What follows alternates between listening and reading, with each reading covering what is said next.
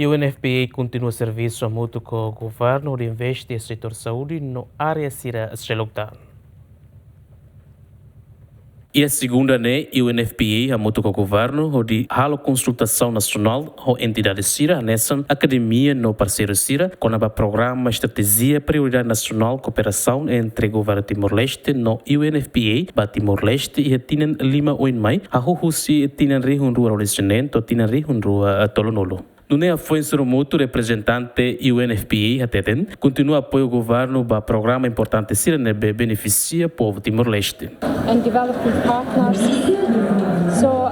Consultação o himak hareba plano UNFPA batina lima mai ebc hare hau husitina rim ruaro no resigne totolo nolo UNFPA apoia governo pleurona no liu apoia sirne serviço saúde sexual no reprodutiva apoio sirne UNFPA foi sempre ali na prioridade governo nia no tina lima oi mai se continua programa sirne halona liu saúde materna no infantil liu e rurais no nemaka prioridade sira no UNFPA se continua na fatin ato apoio governo para reduzir taxa mortalidade e no oang iha Timor-Leste. Liu pelo menos ina instin rua ide durante instin rua tem que visita facilidade de saúde mínimo da hat.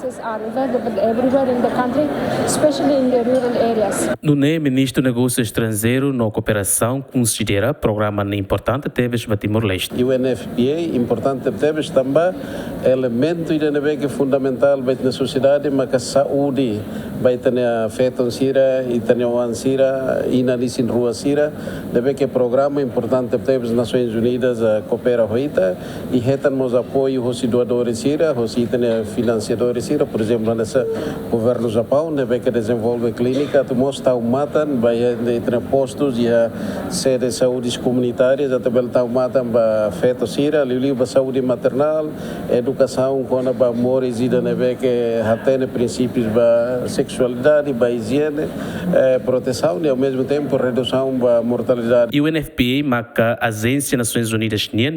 durante a assunto siranessa, saúde sexual no reprodutiva, juventude, direito humano, igualdade de gênero no assunto sira Sheloktan. Adérito Ximenes, bem-vindo a Ximenes, GMN.